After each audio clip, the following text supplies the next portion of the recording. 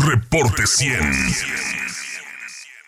Hay jornadas esta semana de síndrome de Down y autismo conmemorativas, camino a la empatía e inclusión. Hay 2 talleres que impartirá de manera gratuita la doctora Catalina López Chávez, viene de la Universidad Andina de Ecuador, sobre lenguaje, talleres de terapia de lenguaje. Esta en los próximos días, 28, 29 y 30 de marzo, la próxima semana, y justamente para platicar sobre este tema está con nosotros la doctora Catalina López Chávez de la Universidad Andina de Ecuador. Catalina, ¿cómo está? Buenos días, bienvenida. Buenos días, Juan Carlos, muchas gracias por este espacio. ¿Usted en qué se especializa, doctora? Yo me especializo en autismo en forma general. Sí. La parte más fuerte ha sido el desarrollo del sistema de lenguaje, que no solamente es habla, sino el sistema de lenguaje, pero trabajo en todo lo que tiene que ver autismo y ahora he profundizado el tema de la sensopercepción. Sí, ¿qué es el autismo?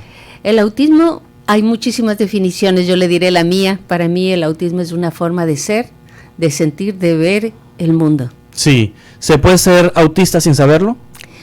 Totalmente, sobre todo ahora vamos a tener los adultos no diagnosticados. Sí. Y hay una cantidad bastante considerable. ¿Qué pasa con un adulto no diagnosticado, que tenga autismo y que no sea diagnosticado? Generalmente lo que yo he podido ver, por ejemplo, en estudiantes de las universidades, que es donde yo más me muevo, que el momento en que descubren que son autistas es como que encuentran qué es lo que les sucedió en la vida, empiezan a autoentenderse, empiezan a comprender que tal vez tantos diagnósticos que les dieron de trastorno obsesivo compulsivo y otras cosas, no era eso, sino que era solamente una forma distinta de ser, y veo que en ese momento arrancan, se tranquilizan, se comprenden y pueden llevar una vida mejor. Es decir, si se diagnostica en la etapa adulta, puede entonces la persona resolver muchas cosas que en su pasado no le quedaron claras.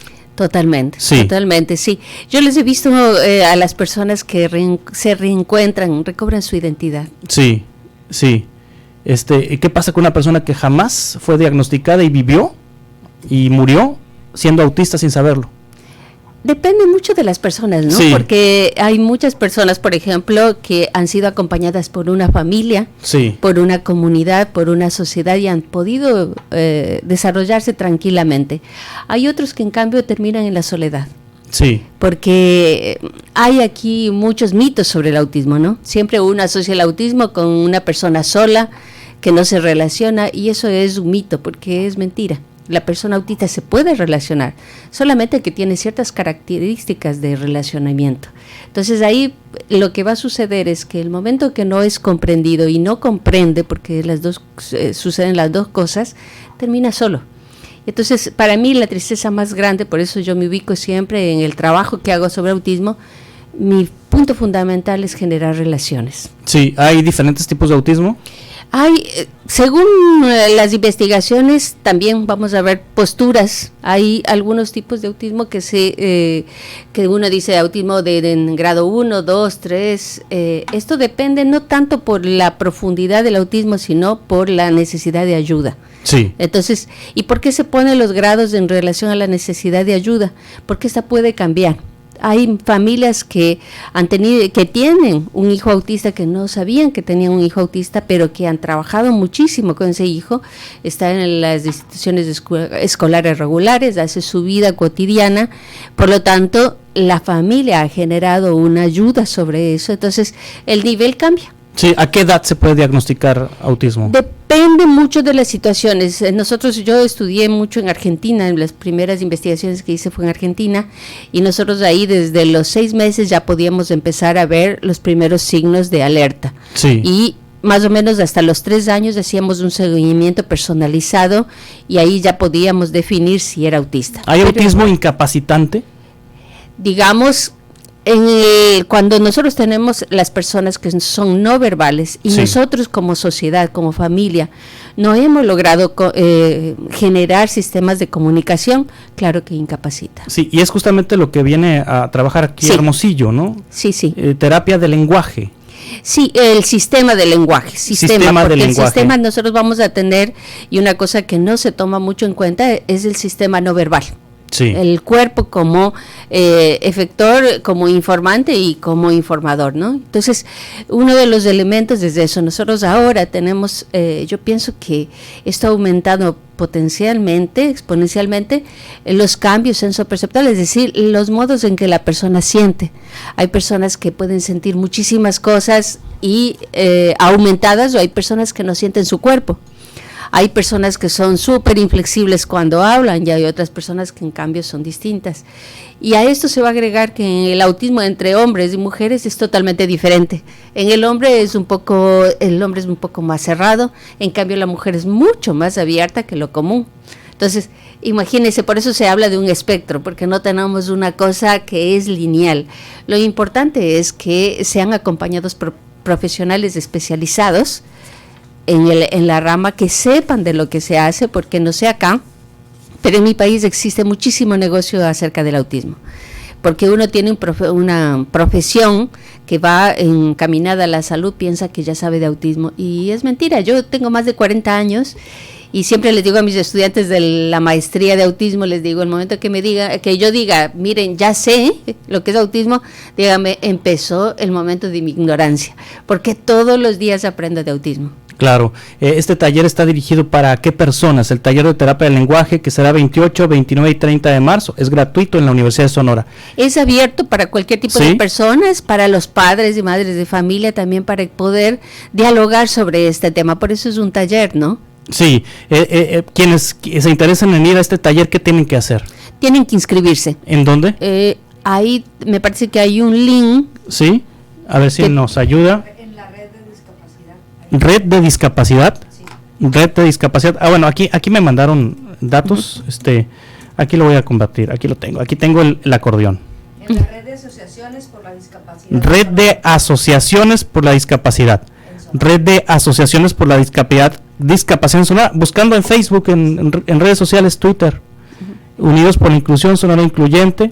Entonces, Red de asociaciones por la discapacidad en Sonora. Ahí va a salir información para inscribirse a este taller de lenguaje, 28, 29, 30. Ese es un taller, va a dar un segundo taller. Vamos a hacer, son 3 jornadas. ¿Sí? 3 jornadas que vamos a hacer, y otra a la mañana. Estas 3 van a ser del 28, 29 y 30, de 15 a 19 horas, y otra va a ser el 29 a la mañana. Sí. Ajá. También va a realizar evaluaciones del perfil sensoperceptual. ¿Esto qué significa en español? Mire, esto lo vamos a encontrar no solamente en autismo, vamos a encontrar ahora en la doble excepcionalidad. ¿Qué quiere decir? Que usted puede ser autista y puede ser una persona con altas capacidades. Usted puede ser autista y puede tener un trastorno de hiperactividad. Lo vamos a encontrar también en personas que tienen altas capacidades, lo vamos a encontrar en cualquier niño, y yo por eso considero que esto tiene que ver más con también el cambio climático, porque ahora nosotros vamos a tener distintas formas de procesamiento. Por ejemplo, lo más conocido en autismo es que uno puede hacer una pregunta y el niño, en lugar de responder a la pregunta, le devuelve otra vez la misma pregunta. Eso se llama una ecolalia, pero es un modo de procesamiento que se llama diferido, es decir, yo respondo después y necesito mucho más tiempo de lo que otra persona necesitaría. Siento de una manera, puede ser, por ejemplo, tengo uno de los chicos con los que yo trabajo que siempre me dice: Catalina, hazte a un ladito porque cuando respiras me duele el oído por esa respiración. Entonces, todos estos tipos de modos de sentir, los umbrales muy alto, muy bajo, todo esto son las información que yo recibo, que proceso, y para procesar necesito más tiempo, menos tiempo, necesito días. Entonces, ese tipo de cosas es la que vamos a trabajar muy fuertemente en el taller, y es eso lo más, que en este momento en la ciencia es lo que más se está trabajando. Sí, doctora, le pregunta Enrique Romero, hay padres que se niegan a reconocer la condición de sus hijos. ¿Qué le recomienda a esos padres que se niegan a reconocer que tienen un hijo con autismo? Mire, yo también me negaría si comprendiera que el autismo es una discapacidad. Sí. Pero al saber que el autismo no es una discapacidad, sino una forma de ser y de estar en el mundo, yo les diría a los padres: no tengan miedo. Sí. Solamente cuando ustedes identifiquen que su hijo es así, lo único que pueden hacer es comprenderlo y ayudarlo y no permitir que sufra tanto en Sí. los sistemas, porque sufren mucho por la incomprensión. ¿Quién es el autista más famoso de la historia? Hay muchísimos. El primer autista que nosotros contemplamos no fue probado, pero fue el compañero de San Francisco, Frate Jacoba. Sí. Era el primer compañero de San Francisco de Asís, que él está en el libro Las Florecillas de San Francisco, y se cuenta todas las historias que él hacía, y él fue el que abrió todo el cristianismo en Estados Unidos, por ejemplo. Sí. Después tenemos otros como Víctor, el niño de Iberon, de Francia, que también fue encontrado en la selva y que también se considera uno de los primeros. Entonces, pero tenemos ya registros desde Rusia, con muchísimos años atrás, entonces no sabemos en realidad cuáles.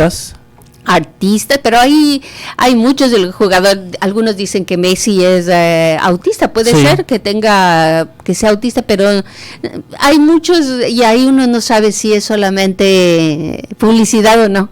Hay personas que en estas alturas de 2023 utilizan el autismo para ofender. ¿Qué piensa usted de eso? Sí, totalmente. Es que, mire, yo pienso que el problema de la humanidad Sí. es que nosotros no sabemos comprender al distinto.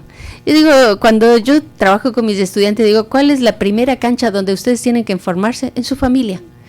Porque usted cuando va a su familia, no es para discutir, es para lograr llegar a acuerdos, escucharse.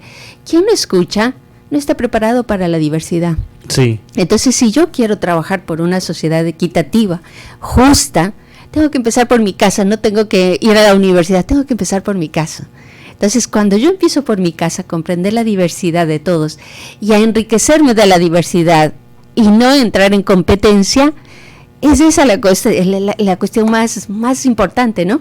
Yo siempre me acuerdo, yo digo, ¿por qué elegí estudiar? Muchas veces esto me he preguntado, y me acuerdo que de pequeña vengo de una familia de 9 hermanos, jugábamos en la calle todavía, y uno de mis amigos, de nuestros amigos, él tenía discapacidad intelectual, pero eso me enteré cuando era grande, porque él era altísimo y jugaba con nosotros y nos ayudaba y le incluíamos en el juego. Nunca supe que tenía discapacidad. Para mí era Cristian. Y creo que esa forma de haber crecido en la diversidad a mí me hizo comprender que es una riqueza. Por lo tanto, no tenemos que tener miedo, no tenemos que permitir que también les hagan daño, tenemos que aprender a comprenderlos. Muy bien, entonces, información sobre los talleres, sobre los diagnósticos en la red de asociaciones por la discapacidad en Sonora. Así le buscamos, así lo ponemos, ¿verdad? Red de asociaciones por la discapacidad en Sonora. Y me dejan aquí un teléfono. Bueno, aquí hay un teléfono en la hoja, 6621-4373-53, 6621-4373-53. Muchas gracias, un placer conocerla. Muchas gracias a usted, y permítame primero agradecer a las personas que hacen posible que esté acá, la Secretaría de Educación y Cultura, al señor Manuel Esquer, también al licenciado Servando Flores de la Red de Asociaciones por la Discapacidad en Sonora y Autismo Sonora, al Centro Estrella y a mi gran amigo Ignacio Lagarda, que también ha hecho posible este proceso, y él, como persona de autista o Asperger, comprende muy bien de lo que estamos hablando, así que agradezco a todas estas personas. Y Catalina López Chávez, doctora en fonoaudiología, muchas gracias por estar aquí con nosotros. Feliz estancia aquí en Sonora. Gracias. Reporte 100.